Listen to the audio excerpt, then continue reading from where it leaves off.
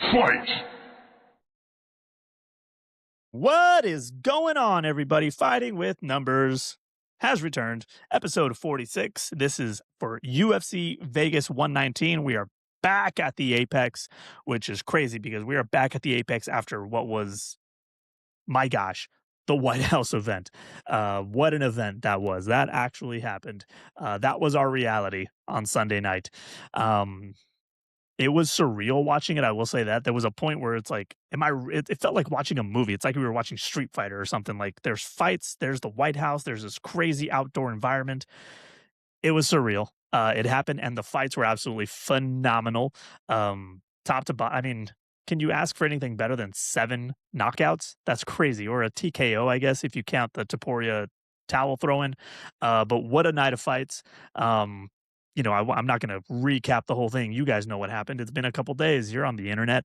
Although that was on Sunday. That's my biggest complaint, is that it was on a Sunday. Because I'm on the West Coast, so I got the better time frame here for the fights. But man, having to stop watching the fights to go to bed so I can get ready to go to work on Monday was not my vibe. Let's get back to our Saturday schedule. Why was it on Sunday? Why? That did just prove your argument as to why it needed to be on a Sunday. July 4th is on an actual Saturday, and somehow we moved it to a Sunday, day before work. Saturday's a great night for fighting. I believe there's a song about that. But top to bottom, this card was great. Shout out Justin Gaethje for getting that done. The only underdog to cash that night. He put a beat down on Ilia Topuria. And don't get me wrong, Topuria had his moments there in the second round. He was crushing the liver there with those body shots, or the kidney. I'm not sure what side he was hitting. Absolutely phenomenal fight.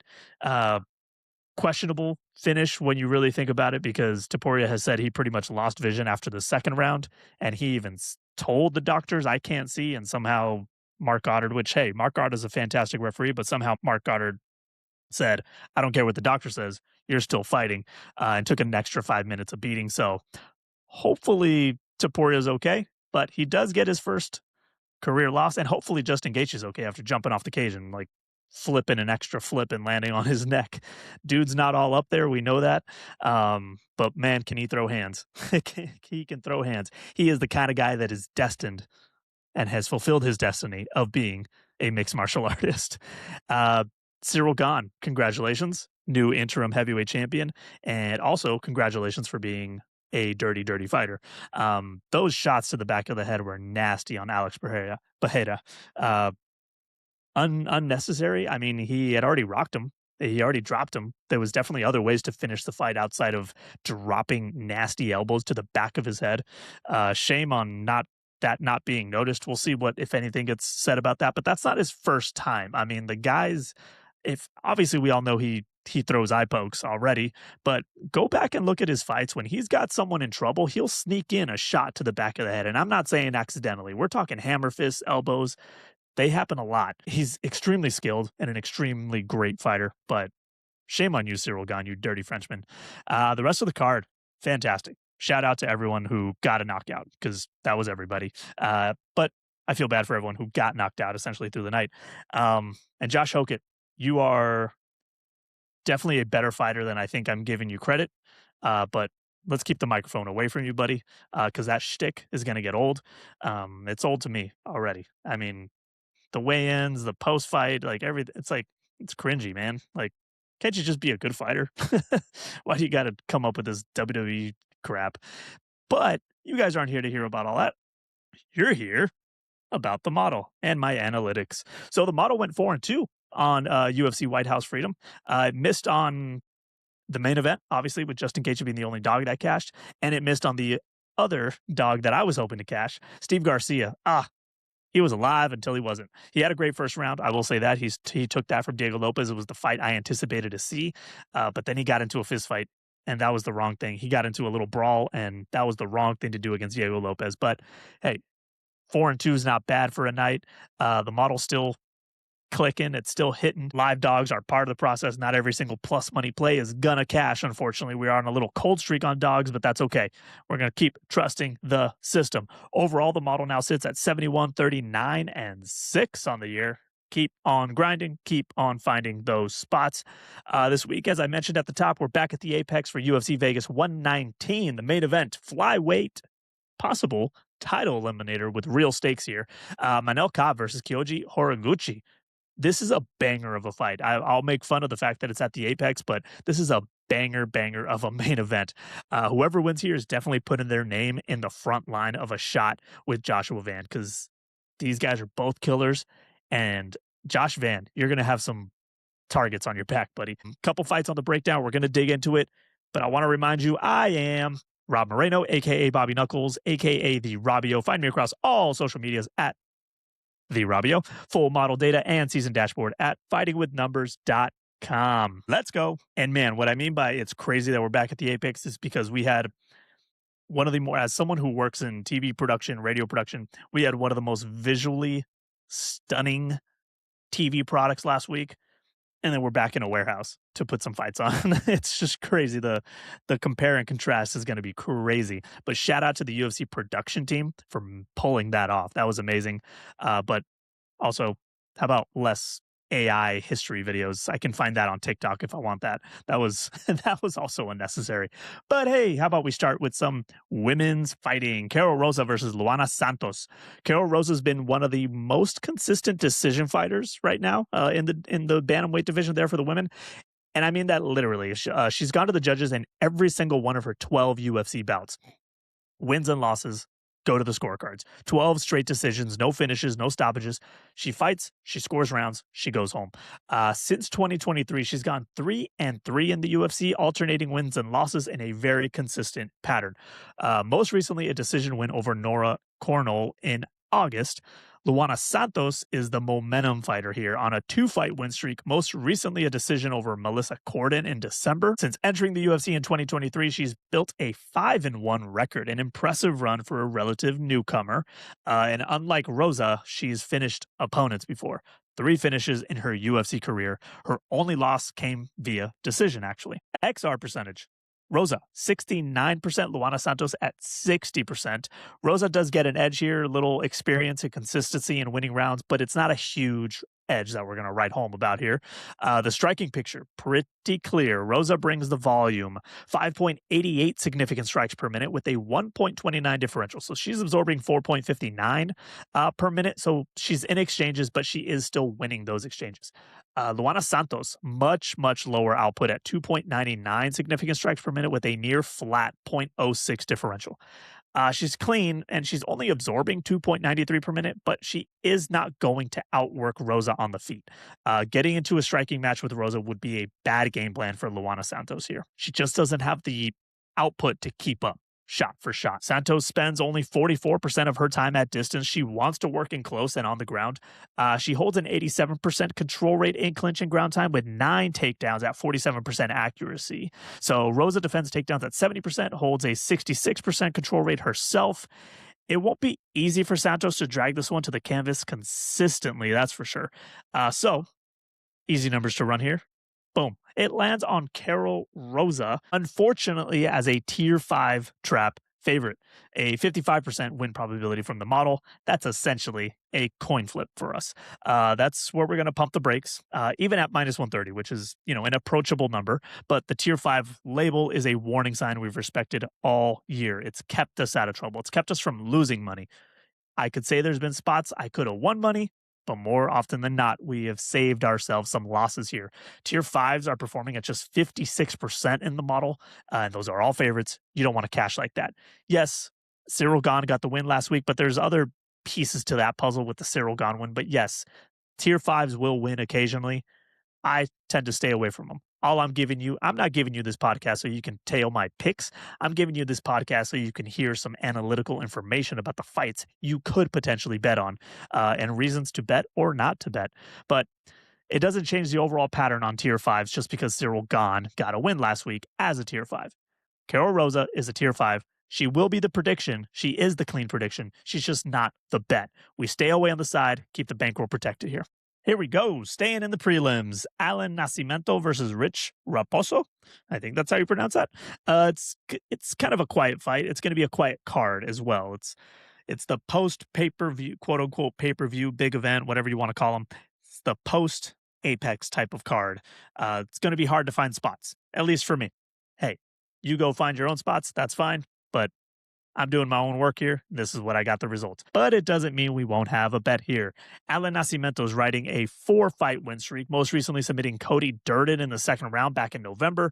He's 4-1 in the UFC since debuting in 2021 and has built his entire game around one thing: submissions. 16 of his 22 professional wins have come by submission. That is crazy. That's not a grappler, ladies and gentlemen. That is a specialist. Mitch Raposo, on the other side, is only 3 fights into his UFC career. So a model debut, ladies and gentlemen. We should throw him a birthday party the way the UFC does. He's just picking up his first UFC win also last October over Azat Maxim. He's 1-2 in the promotion overall. There is age and physical gaps here. Allen is 34, Mitch is only 27, but more importantly, Allen will hold a 5-inch reach advantage at 69 inches. That's a meaningful edge, even in a fight that probably ends up on the ground. XR percentages, I don't know why I scrolled down there. XR percentages, Nascimento, 57%.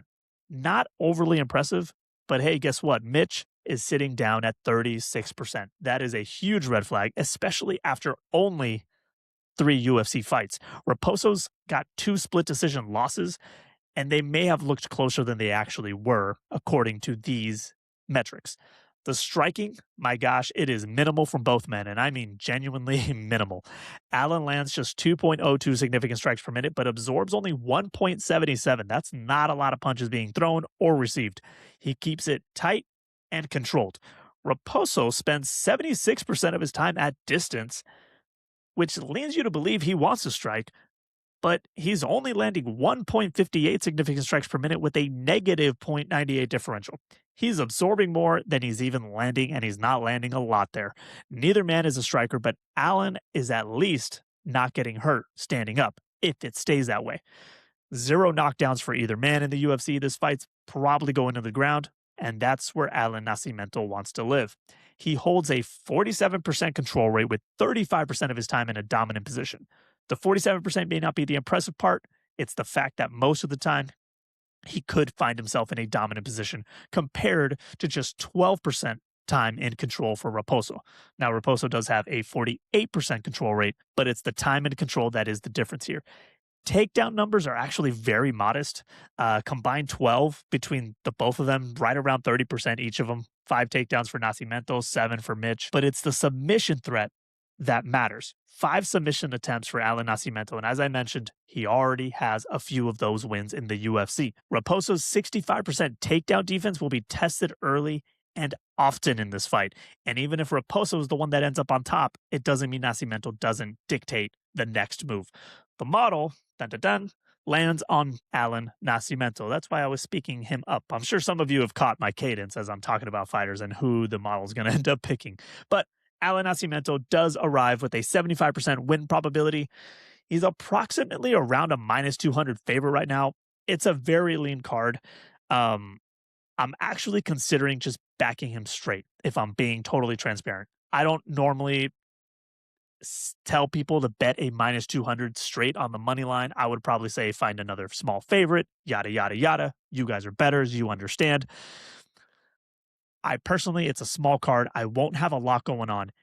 And I haven't exactly been nailing the method of victory props. I'm usually the right side, wrong method. So it's not my strongest area this year. But the books have his submission prop at +180 and decision prop at +170, which tells you even the book's not sure how to get this one done either. What I'm seeing is a very much chess match type of situation if this goes to the ground. This may not be the most exciting fight. Let's just say this won't be White House worthy, so to speak. But the straight money line at a -200 on a fighter riding a 4-fight win streak with a submission game this deep is where I'm landing. That's the prediction. That's most likely my play this week. All right, main event time. Title eliminator time, huh? Manel Kape versus Kyoji Horiguchi. This is an exciting fight. Also, by the way, part 2 of this saga. These two met a couple years ago. Actually, let me look up when they met up. Here, follow me along. Tapology. Shout out Tapology.com. They have some of the best information when it comes to MMA. UFC.com. does not have the best information when it comes to fighters, past fighters, and their records, yada, yada, yada. Tapology, check them out. But let's see the last time they fought. They did meet up prior. Not in the UFC, though, so hold on to that. They met back in Rizin back in 2017, before Manel Kape made his UFC debut, by the way. Manel Kape lost to Kyoji Horiguchi by submission, so that's something to think about, Manel. But let's see where they are today. Josh Van has the flyweight belt and a target on his back for sure. 3 men are probably circling him. 2 of them will settle it here Saturday night. Winner steps probably to the front of the line, outside of Alexander Pantoja recovering and coming back soon. But let's look at these 2 dudes. Manel Kape is on a 3-fight knockout win streak. That's impressive for a flyweight division. Bruno Silva, Asu Almabayev, and Brandon Royval, Dunzo, all by TKO. Since 2023, he is 4-1 with his only loss coming to Muhammad Mokaev. He is finishing people right now, and the momentum is real for Manel Kape. Kyoji Horiguchi, though, the Karate Kid, one of the more interesting stories in the flyweight division right now. His first UFC stint ended a couple years ago with only a loss to Demetrius Johnson on that UFC record, by the way. Probably the greatest flyweight of all time, if not one of the greatest fighters of all time. No shame there. But after that fight, a 3-fight win streak before he left for Rizin and Bellator, mixed in a couple fights between the 2 of them. So he was away from the UFC, and he went 16-3-1 across those promotions from 2017 to 2024. He comes back and is welcomed back to the UFC in 2025 and has looked every bit as sharp as we remember. 7-fight win streak overall between every promotion. 2 specifically since returning to the UFC. Most recently, a decision win over Amir Albazi in February. Worth noting, of course, as always, I will try to preface this. You've probably heard this before if you've been listening to the podcast for a while, but I want to make sure. Horiguchi's stats are built entirely from his 10 UFC fights, pre and post his Rizin Bellator run.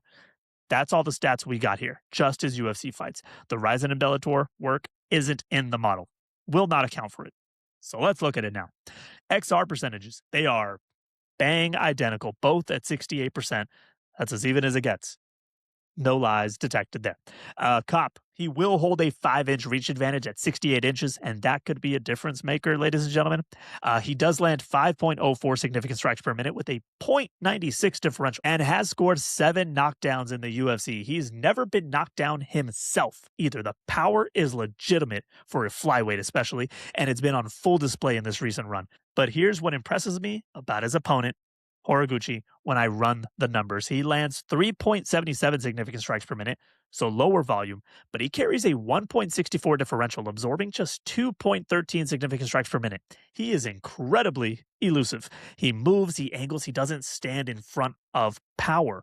6 knockdowns scored himself over his UFC tenure, and never once been knocked down in the UFC at least.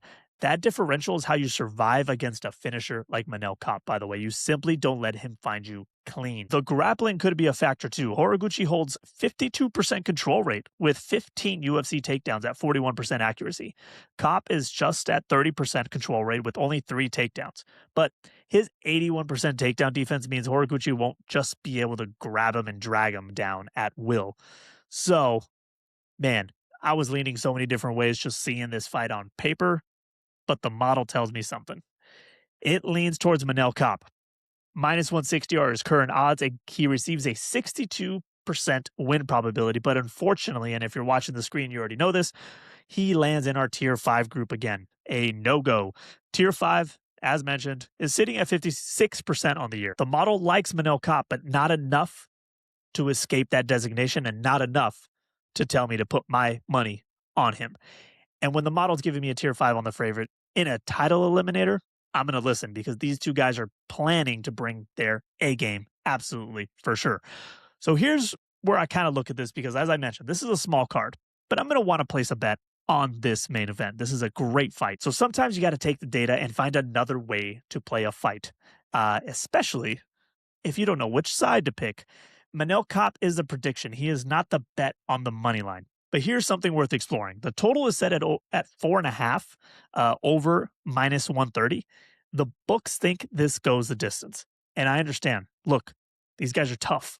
Manel Kape's been finished only twice in his entire professional career. Horiguchi's been finished 3 times in his entire professional career. These guys are as tough as it comes.